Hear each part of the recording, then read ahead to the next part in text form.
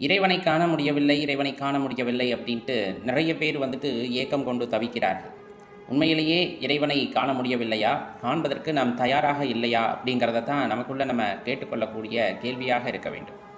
ஏன் அப்படின்னு பார்த்தோன்னா, இறைவன் மிகப்பெரியவன். பொருள்களிலெல்லாம் மிகப்பெரியவனாகவும், அதே போல் மிகச் சிறியவனாகவும், அணுவிலும் அணுவாகவும் இருப்பவர் யார் அப்படின்னு பார்த்தோம்னா, இறைவனை நாம் குறிப்பிட்டு சொல்லுவோம். ஆனால் அவ்வளவு பெரிய பொருளாக விளங்கக்கூடிய இறைவனை கூட நம்மால் பார்க்க முடியவில்லை அப்படிங்கிறது தான் ஒரு ஆச்சரியத்தின் உச்சகட்டம் அப்படின்னே வச்சுக்கலாம். நீங்கள் எவ்வளோ பெரிய பொருளாக எடுத்துக்கிட்டாலும் சரி, அப்பொருளிலும் பெரியவராக இருப்பவர் தான் இறைவன். எவ்வளவு சின்ன பொருளாக எடுத்துக்கிட்டாலும் சரி, அதனினும் சிறியவராக இருப்பவர் தான் இறைவன் அப்படிங்கிற தாற்பயத்தை நம்ம தெளிவாக புரிஞ்சுக்கணும் இல்லையா? அதே போல தான் இறைவன் பேசுவதை கேட்க முடியவில்லை அப்படின்னா, அவர் ஓங்காரமிட்டு அவ்வளவு சத்தமாக கூப்பிடக்கூடிய தன்மை உடையவர், உங்களை அணுகக்கூடிய தன்மை படைத்தவர். ஆனாலும் அந்த சப்தத்தை நம்மால் உணர முடிவதில்லை.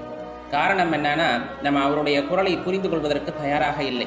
அது எந்த வகையிலே நம்மை சேருகிறது என்பதை கூட உணர்ந்து கொள்வதற்கு தயாராக இல்லாததன் காரணமாக இறைவன் நம்முடன் பேசினாலும் கூட அதை புரிந்து கொள்வதற்கோ அதை அறிந்து கொள்வதற்கோ நாம் தயாராக இருப்பது இல்லை அப்படிங்கிறது தான் இந்த இடத்துல நிதர்சனமான உண்மை.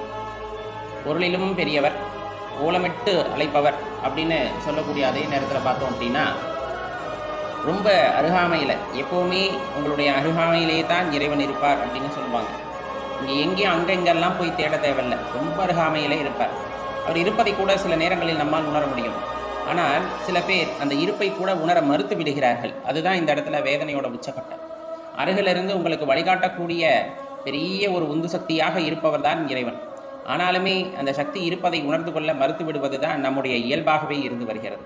அதனால தான் நம்ம திரும்ப திரும்ப சொல்லிக்கிறோம், இறைவனை பார்க்க முடியவில்லை, இறைவன் பேசுவதை கேட்க முடியவில்லை, இறைவனை உணர முடியவில்லை அப்படின்ட்டு. இறைவன் தனக்குள் இருக்கின்ற ஆற்றல்களை பல கூறுகளாக பிரித்து தான் நமக்கு எல்லாம் அளித்திருக்கிறார். அவருடைய இயல்பு அப்படிங்கிறது நம்முள்ளும் எப்பொழுதுமே இருந்து கொண்டு இருக்கும். இப்போ எப்படி நம்மளுக்கு குழந்தைகள் பிறக்கிறதோ, அந்த குழந்தைகள் பிறக்கும் போது நம்முடைய இயல்பு அந்த குழந்தைகளிடம் காணப்படுகிறதோ, அதே போல்தான் இறைவனின் குழந்தைகள் நாம். இறைத்தன்மை அப்படிங்கிறது எப்போவுமே நமக்குள்ள காணப்படும். ஆனால் அதை உணர்ந்து கொள்வதற்கோ, இதுதான் இறைத்தன்மை என்று தெரிந்து கொள்வதற்கோ நமது மனமானது பக்குவப்படாத நிலையில் இருக்கின்ற பட்சத்திலே நாம் எப்பொழுதுமே சொல்லக்கூடிய விஷயம் என்னவாக இருந்து விடுகிறது என்றால், இறைவன் எங்கே? இறைவன் இருக்கிறாரா? இறைவனை பார்க்க முடியுமா? இறைவன் பேசுவதை கேட்க முடியுமா? இறைவனை உணர முடியுமா? இது போன்ற பல கேள்விகளை அடுக்கிக் கொண்டே போகின்றோமே தவிர, பல கூறுகளில் ஒரு கூறாக இருக்கக்கூடிய இறைவன் நம்முள்ளே இருக்கிறார், அவர் தன்மையைத்தான் நாம் பெற்றிருக்கின்றோம். அப்பொழுது அவரை உணர முடியுமே அப்படிங்கிற ஒரு நம்பிக்கை, அந்த ஒரு எதிர்பார்ப்பு, அந்த ஒரு ஆத்மார்த்தமான உணர்வு அப்படிங்கிறது நமக்குள்ளே ஏற்படாத வகையிலே நம்மால் இறைவனை பெரிதாக அறிந்து கொள்ளவோ உணர்ந்து கொள்ளவோ முடிவதில்லை.